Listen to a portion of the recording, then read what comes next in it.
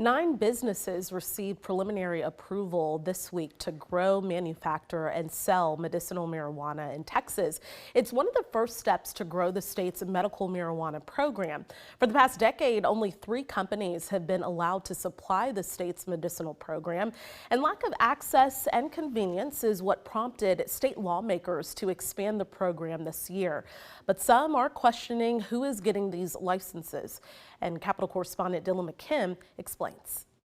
I created the business out of a need that I had in my own community. Lauren Bridges, a hairstylist in East Texas, will soon move her side business into one of the largest spaces in downtown Longview, a hemp boutique. Her journey started a few years ago when she became a patient in the state's medicinal marijuana program to help treat her PTSD. She didn't like the product options. It was very narrow. There was a sleep gummy, a basic gummy, a couple of tinctures. There just wasn't a lot of selection. She was not alone. Family, friends, and some of her hair clients had concerns with the program's cost, lack of access, and limited products. So she started her own hemp boutique to fill that need and called it Alchemy TX. If the medical program would have been sufficient, I don't think Alchemy TX would have ever existed. The state is now growing its program, announcing Monday 9 companies that will provide medicinal marijuana access across the state, part of a revamp of the program that started at the Capitol this year.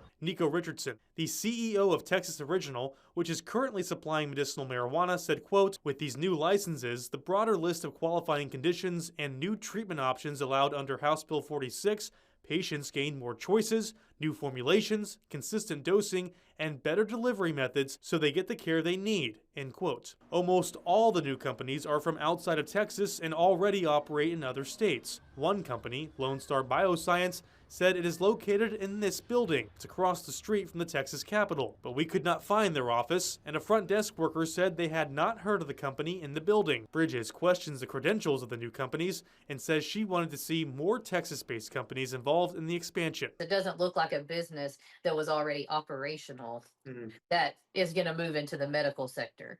A hemp business could have easily done that. In Austin, I'm Dylan McKim.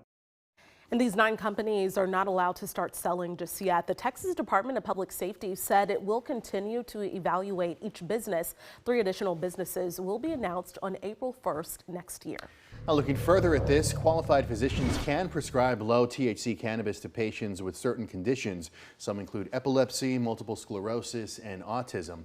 But a bill passed this year in Texas added chronic pain, Crohn's disease, traumatic brain injury, terminal illness, and hospice treatments. To find a full list of available physicians, check out the Compassionate Use Registry of Texas's website.